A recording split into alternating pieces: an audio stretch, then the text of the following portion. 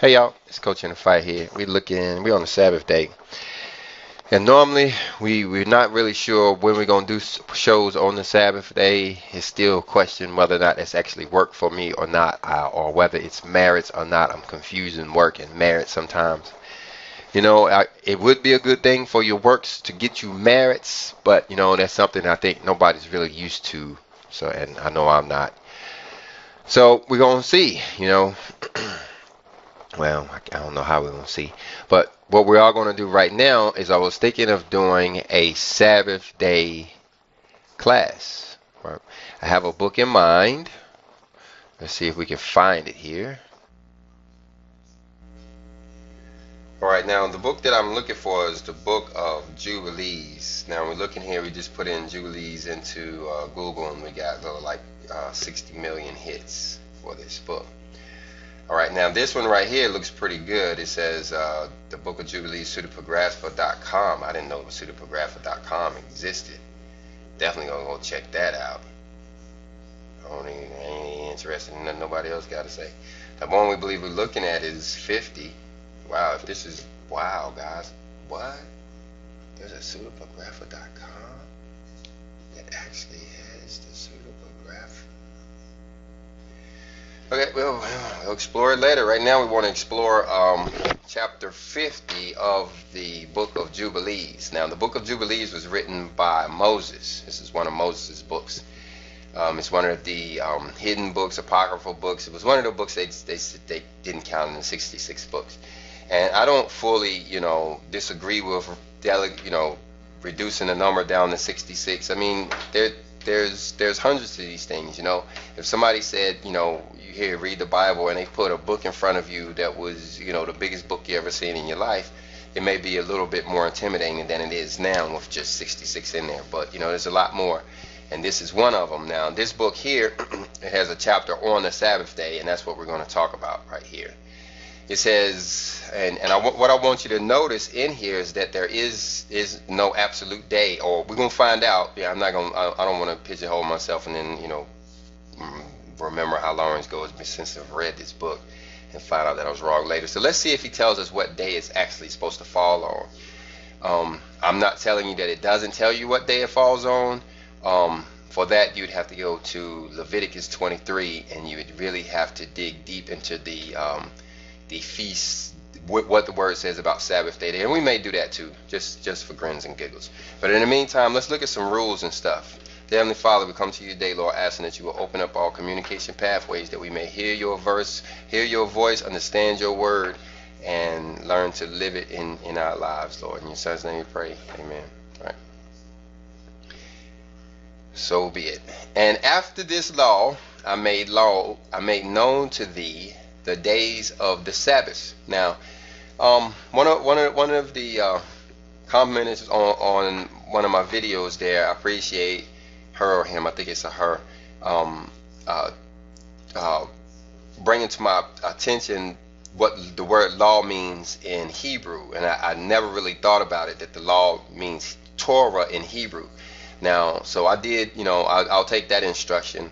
And I also understand, and you can correct me if I'm wrong there too, that Torah also means instructions. So basically what he says, and after this instruction, and there is instructions there in 49 talking about Passover. But he says, after this instruction, I made known to thee the days of the Sabbaths in the desert of Sinai, which is between Elam and Sinai. So he's talking about there in 1400 BC, after they had left Egypt. And I told thee of the Sabbaths of the land on Mount Sinai. Okay. Now, the Sabbaths of the land. Now, there is such thing as a land Sabbath. I don't know if that's. I'm not sure if that's what he's talking about. He says, and I told thee of the Jubilee years in the Sabbath years, in the Sabbath of years. So yeah, it was talking about the land Sabbath. That's every 7 years. You're not supposed to plant. Every 7 years, the land is supposed to have a rest. And then you have the Jubilee years, which is, you take 7 of those 70 years and then you add 1 and get 50, which is the Jubilee years. And in the Sabbaths of years, same thing. But the year thereof have I not told thee till ye enter the land which ye are to possess. Now notice this part. He's saying that he didn't even tell you when the Sabbath, when these days started, until after you have entered into the land that you are to possess. Now, if you don't know of the land that you are to possess, or you can't point to anything, it's very well likely that you are not there, you haven't gotten there yet. So it's right here letting you know that there's no way for you to know when any of these times are. The Sabbath, the Sabbaths of years, the Sabbaths of the land Sabbath, and any other Sabbath until you enter that land. Okay. And verse 3 says, and the land also shall keep its Sabbaths. Now, the land, like I said, is 7 years that you don't plant or reap or do anything, while they dwell upon it, and they shall know the Jubilee year. Okay, so this is after you get to the land, will you know the Jubilee year. Okay, now let's go to verse 4. It says, wherefore I have ordained for thee 3 weeks and the years of the Jubilees. Okay, let me slow down in here. Wherefore I have ordained for thee the year weeks, and the years of the Jubilees. Year weeks is like we say, you take 7 years and you have a week, and then what does it say? So that would be a year week, and it says in the years of the Jubilees, which is the 50 years. Okay, he says there are 49 Jubilees from the days of Adam unto this day. Okay, now this is Moses talking there it puts a time here, but I think this is a calculated date here. That's giving you a year date, but I think it's calculated, and notice the brackets around it, so you can't really take it as gospel or anything. He says, on 1 week and 2 years, and 1 week and 2 years, let me back up. There are 49 Jubilees from the days of Adam to this day, and 1 week and 2 years, and there are yet 40 years to come for learning the commandments of the Lord. Okay, now this is in line with what the Third Testament says when it talks about how we had to live through that era. So he said, I gave you 40 years to come for learning the Torah. And they spent 40 years out there in the desert. But this could take a little bit more calculation that I'm going to spend right here to make sure we get these dates right. So if you want to give a comment on verse 4 and start a discussion there on some timing, you'd be welcome to do so. But let's go on. Until they pass over into the land of Canaan, right? And that's particularly why I didn't want to do so, because he's talking about the land of Canaan, which was a particular land over there in the Middle East, crossing the Jordan to the west. Okay, and the Jubilee. Now this Jordan to the west here. Now, just to add a little bit of discussion, just to add a little bit of spice here. Let me start making up some stuff. But this Jordan could very well be the Atlantic Ocean, with Canaan being America. But leave me some comments. Let's see. We'll talk. And the Jubilees shall pass, until Israel is cleansed. Now, who is Israel he's talking about here? Israel could be talking about blood. Well, he's talking about all of Israel, all kinds of Israel, the bloodline Israel and the grafted in Israel. But they all have to be cleansed from all guilt of fornication. Okay. Now, it said, why does this take time? I'm not sure why it takes Jubilees or 50 years or hundreds of years to accomplish this, when he's going to have a tribulation that's going to knock down all of these things we like to fornicate with. I don't quite understand all of this, but let's go on. And uncleanliness and pollution and sin and error, and dwells with confidence in all the land. So this is what has to happen to Israel first. So it's kind of a timing issue. And there shall be no more a Satan or any evil. Now this should jump you over to Revelations, where it talks about Satan to be locked up for 1,000 years.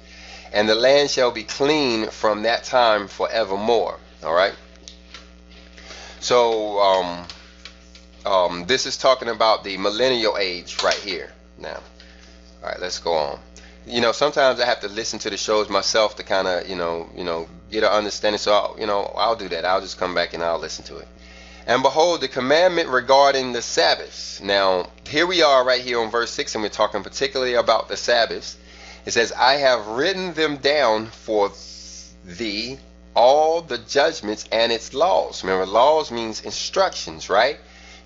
So, and I say that because there's a lot of people, when they hear that word law, the defense mechanism goes up and they say Jesus did away with that. No, he did not do away with the instructions that we are to adhere to on the Sabbath day.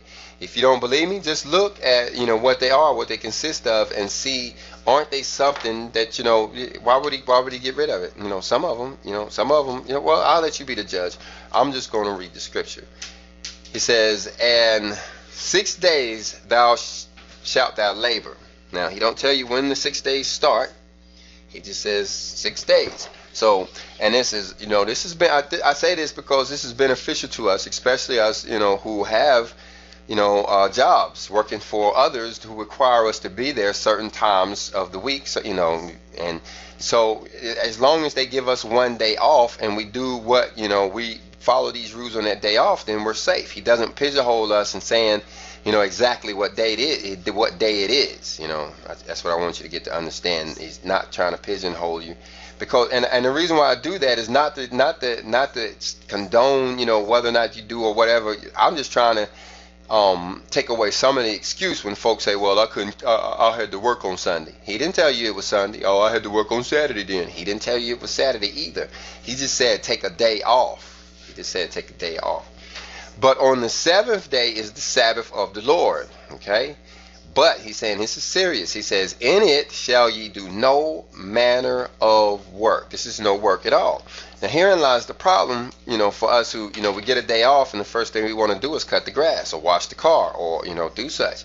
Now, is that work? I'm not going to say. I'm not going to argue that, because is one washing a car for one person can be, work, especially if that's their job to wash cars every day of the week, while the other person, that could be fun, something to do, something interesting to do, and plus they want their car to look nice.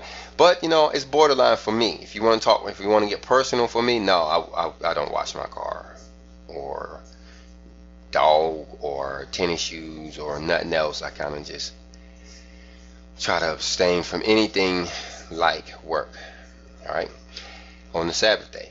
And he says, ye and your sons. And notice it's saying that your sons. Why? Because, when you're living in an environment where we're about to enter, where you have people who are spiritualized and people who are not, it's going to be real easy to be looking at these people and be like, they ain't doing nothing else. Why should they get the rest too? You know what I'm saying? You like to break all the other ones, break it now and go out there and make a fire so we can have some hot food or whatever.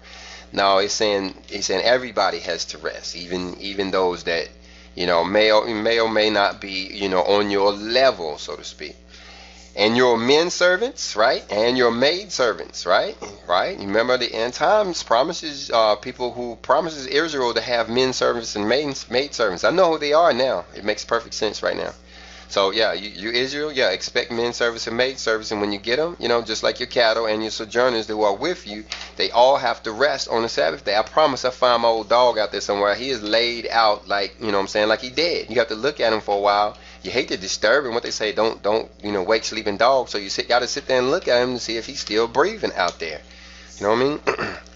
Verse 8 says, and the man that does any work on it shall die. Now, and then, here's one of those words you need to add with sky, cloud, and all of that stuff, because you think of dying as, all of a sudden you're going to be on the ground.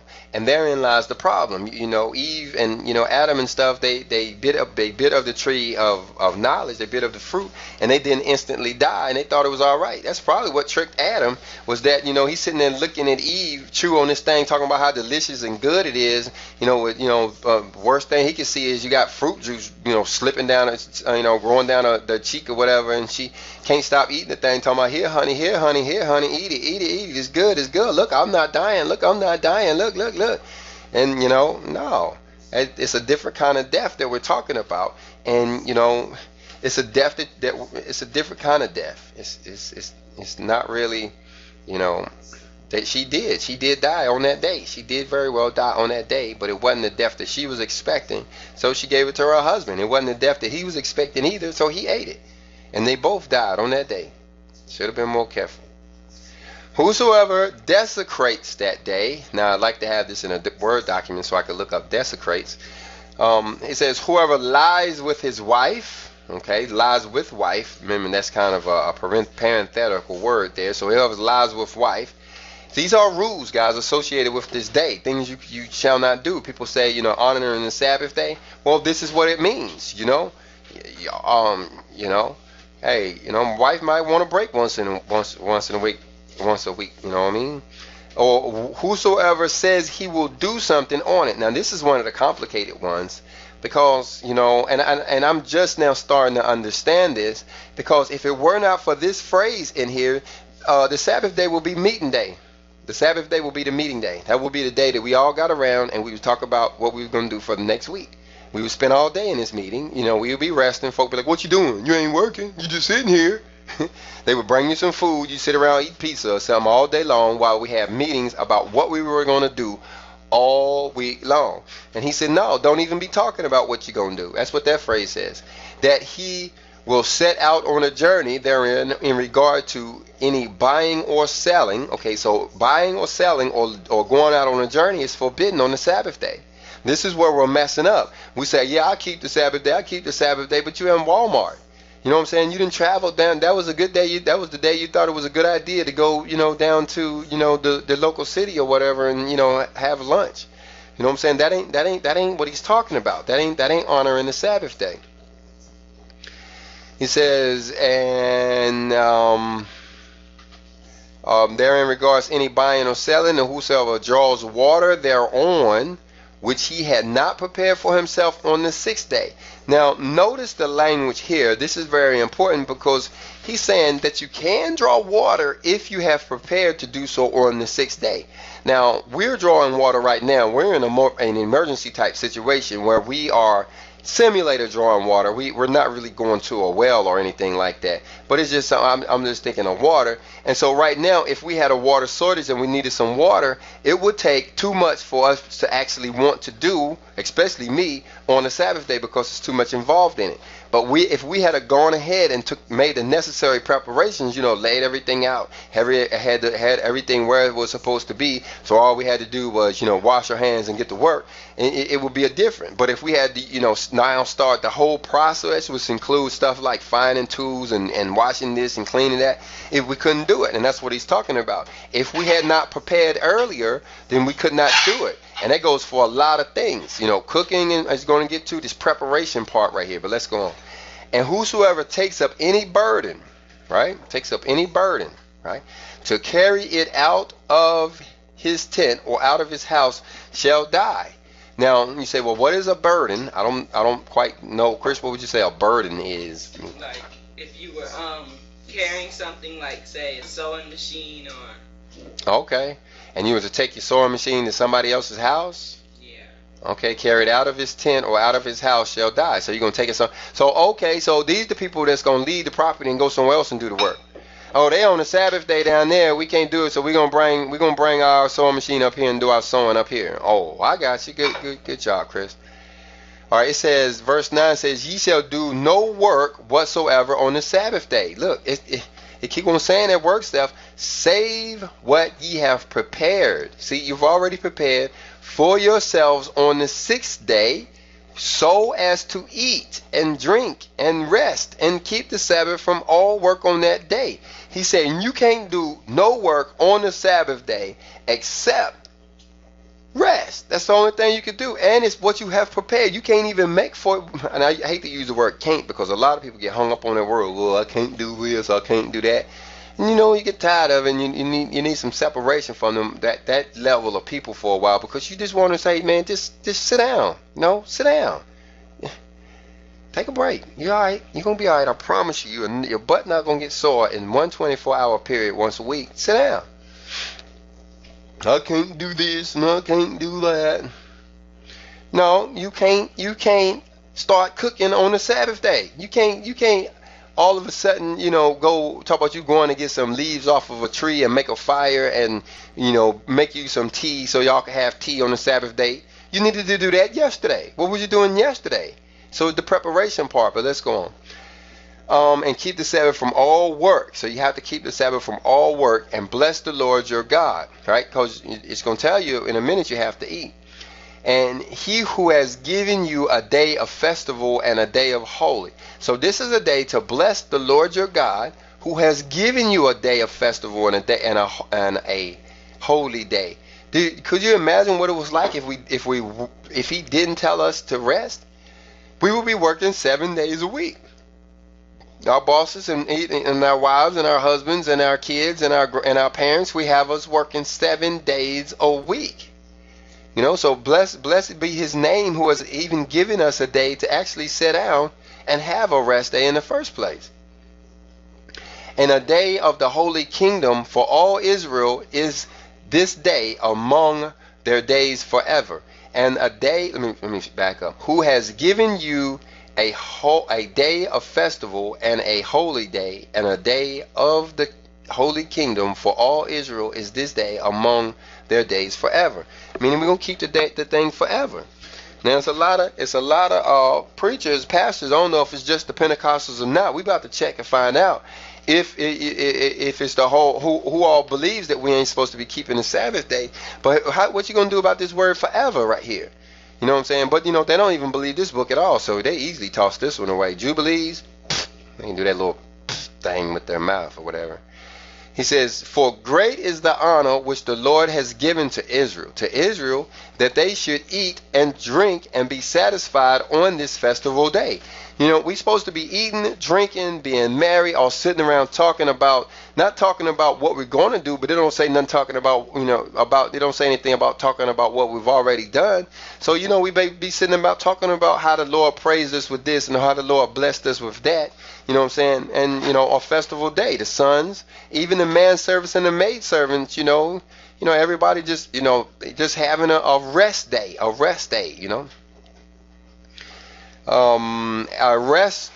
thereon from all labor which belongs to the labor of the children of men, save burning frankincense. So he's saying this is something that you could do too. You could burn frankincense and bring in oblations and sacrifices before the Lord for days and for Sabbaths.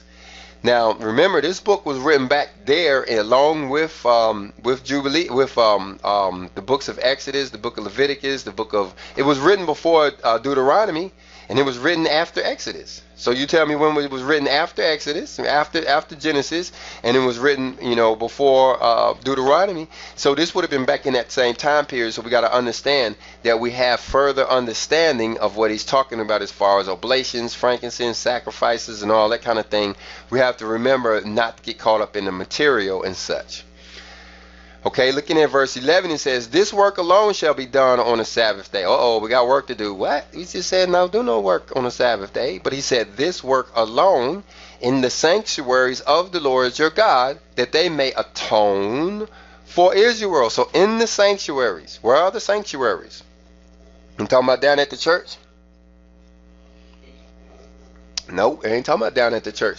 He's talking about the sanctuaries inside of it. It says, in the sanctuaries of your God, that they may atone. Now, we understand that there's some atoning going on the Sabbath days. You do know that, right? You're getting atoned for some of the bad things that you've done last week. For Israel with sacrifice continually from day to day for a memorial well-pleasing before the Lord, that he may receive them always from day to day according as thou hast been commanded. See how important these days are? See how important this day is? This is how about you don't care nothing about the Sabbath day, so you don't care nothing about your atoning. That's probably why your sins are, mounting up so high now that they're overflowing your cup. You ain't getting rid of none of them. You ain't draining none of them. You ain't getting none of them out because you ain't sitting down on the Sabbath day. This is where the atoning takes place right there. Look at verse 11. That's what it's saying. Look at verse 12.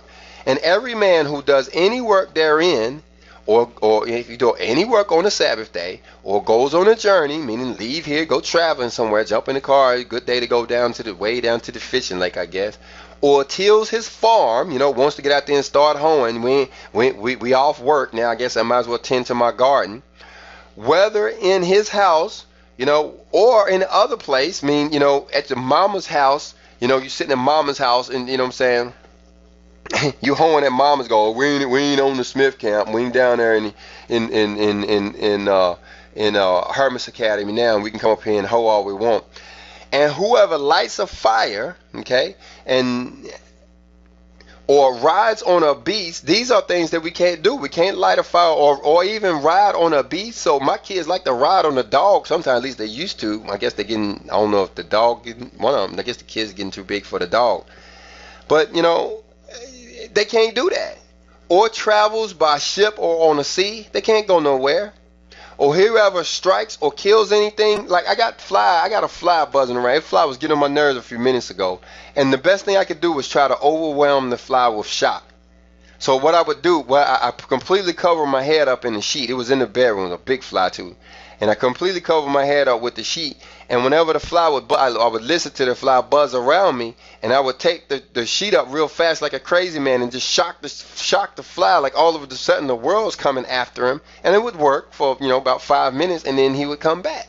You know what I'm saying? But that 5 minutes of break was worth it. I'd just sit there and wait for him to buzz. And then I'd, splash him again. But you wait till after Sabbath day and that fly in there. I'm gonna kill him. Shows up. You wait. That's the first one I'm gonna kill. Well, I'm looking. Well, I see about 2 fly swatters. I'm gonna get him. And I'm gonna wait till after the Sabbath day and I'm gonna light him up. Why? Because of this rule right here. It say don't strike any beast or or he says kills anything or slaughters a beast or a bird. So you can't be slaughtering the beast or the bird. That kind of puts a little bit on the whole the sacrifice. Yeah, right, Chris. That kind of shakes the credibility of the materialistic sacrificial way of doing things. When it says you can't slaughter a beast, hey, that's all they were doing. And whosoever catches any animal, my kids love to chase these little chickens, but you have to remind them that it's the Sabbath day. You can't chase that chicken. Put that chicken down. And any animal or bird or fish, they have to rest too. Remember, these things have to rest too. Or whoever fasts. Look at this. You can't even fast on a Sabbath day. Now, I'm hoping this is meaning fast as in abstaining from food, because it could also mean a fast from doing good deeds, which means, I may be, in error right now. So, we're going to finish the show out and just find out if we get our hands slapped or not. Or makes war on the Sabbath. So you can't make war on the Sabbath. And what was it, the book of Jubilees, where they went through all of that? Where the Maccabees, where they were making war with them. It's like the community was making war with us on the Sabbath day. And they would allow themselves to be slaughtered because they did not want to fight back on the Sabbath day. The book of Maccabees is a very good book to listen to. It's very long. And so it's one of the ones you want to just, put it on and, just be ready to spend about, how many hours, Chris? About 4 or 5 hours, But, it's a very, very interesting story. And I think it has some dates, some prophecies, and some stuff we need to add to the Enoch calendar in there too. But let's go on. 13 says, a man who does any of these things on a Sabbath day shall die. Now we ain't talked about what death is. You want to find out what death is? Come over, let's talk, Third Testament stuff. You got to understand, the reincarnation of spirit. You got to understand the spirit man. You got to understand your conscience. You have to understand a lot more than just, hey, this person ain't moving or breathing no more. Death has a lot more to do it than that. And Chris, will you put this back together before I lose a part to it? And get rid of it, because that pen keeps jumping apart. The pen's over here trying to die, but it's not. It looks dead, but it's not. Chris is about to reincarnate this pen here, and it's going to be back to life. Well, but when you break this Sabbath day, is that the kind of death that he's talking about? You have to be careful. So that the children of Israel shall observe the Sabbaths according to the commandments regarding the Sabbaths of the land. Okay. So the children of Israel. Now notice he's not saying everybody. Now I used to be one of the guys who, once I understood that, the African Americans, who are the descendants of those who came across on those slave ships, or fit the description of Deuteronomy 28 and 68, I immediately embraced that as who I am. But then I come through the Third Testament, I come to understand that anybody who embraces these laws or instructions are who is considered Israel. So when you're looking at it, it kind of changes the meaning a little bit. It says, so that the children of Israel shall observe the Sabbaths according to the commandments. So a lot of people should be doing these Sabbaths is my point. Whereas, the multitude of people, they never did receive the commandment. They aren't supposed to be doing it. And therein lies the separation between the multitude of people, or the 7.7 billion people of the world, and the Creator's people, those thousands of people he said that would love him. This is the separation, because these people are doing something different. These people are, doing the Sabbath day this way. But let's run on now, because I think we're taking too much time. According to the commandments regarding the Sabbaths of the land, and as it is written in the tablets, talking about the holy tablets, which he gave into my hands, that I should write out for thee the laws of the seasons. Yeah, we're seeing the end there, guys. We're almost finished. We might as well start wrapping this thing up. We're talking about the rules of the Sabbath days here. He says, and the seasons according to the divisions of their days. Now he's not talking about the Sabbath days anymore. He's talking about all of the seasons there, and according to the division of their days. Remember, this is the very end of the book, and he's kind of summarized. We just finished talking about the Sabbath day, and the chapter before that was Passover. And so he's kind of talking about all of the seasons and everything as he explains stuff to us. He says, herewith is completed the account of the division of days. Remember, this was the book of Jubilees that you're looking here. And that's what he's talking about, the division of days, where he looked at each Jubilee as a day or something like that. And it's and the book, if you're really into chronological order and when things happen, the book of Jubilees is a good, because it's talking about each 50 years and what happened and such. All right, you can see right here, guys, we have verse 50. Let me give you a glance over there at 49 to see what that is. But this is amazing. We got out of here. This is the pseudepigrapha. I didn't know it exists. I'm gonna go ahead and bookmark it here. But here it is, guys, with the pseudepigrapha.com. I'm gonna explore this stuff. The pseudepigrapha has all of the books in it. This may be the one that you want to save to the computer there. I'm gonna look around and see. In the meantime, and in between time, let's get back to enjoying our Sabbath day. And Godspeed. Hermes Academy. Power, patience, continence, and faith. We teach virtue.